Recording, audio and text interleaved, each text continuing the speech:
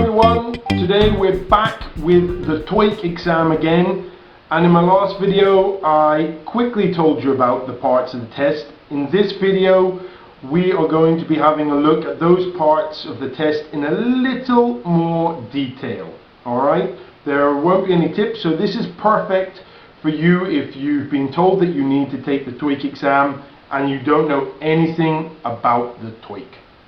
So let's have a look first of all at the facts about the listening. Alright, so there are 100 multiple choice questions that are split into 4 parts. Okay, it lasts for about 45 minutes, and to be honest, the listening is a bit of a monster. If you think about it, you know, listening for 45 minutes, bam, bam, bam, question after question after question after question, it is quite tiring and it takes a lot of practice. So part 1. In part 1, you're going to get a picture.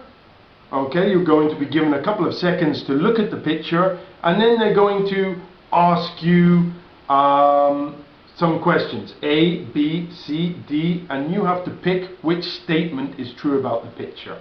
Alright, and this is probably the easiest part of the test.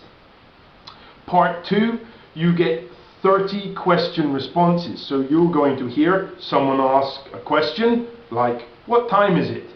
And then they're going to give you 4 responses again, A, B, C, D, and you have to pick the right one. Okay, so there are going to be 30 questions here. Part 3, another 30 questions.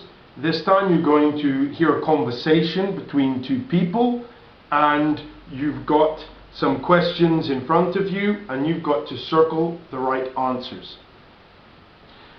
In part 4, another 30 questions.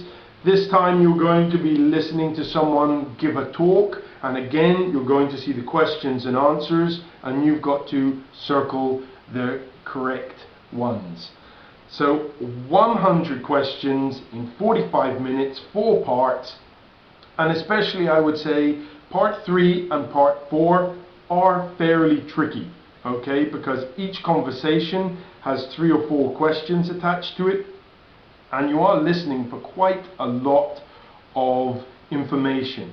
So check out the other videos we'll be uploading for some tips for those parts of the exams in particular. Alright, so on to the reading part of the exam. Again, there are 100 multiple choice questions, and this time they're split into 3 parts. Alright? Part 5 is fairly straightforward. It's your classic. They have 40 questions here, and for each question there'll be a little gap missing, and you have to select A, B, C, D, which word fits into the gap. It's very, very straightforward, and this is why I said it's kind of grammar, mostly grammar and vocabulary. And again, there's going to be a video looking specifically at this part of the test, so I'm not going to speak about it now.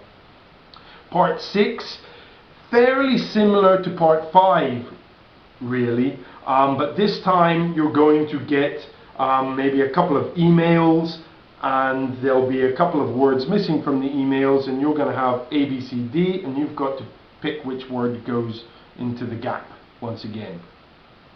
And finally, the trickiest part of the exam, the reading texts. Okay, so you're going to be given some reading texts and some questions after them, and from the reading you've got to find the answers.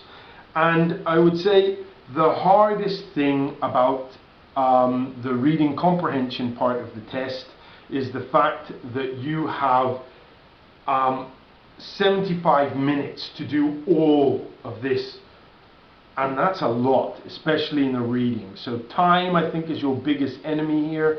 So it does require a lot of practice. And again, there are going to be lots of videos coming on this part of the test. So look out for the next one. Thank you very, very much for watching. And if there are any questions or anything you want help with, get in touch. Bye for now.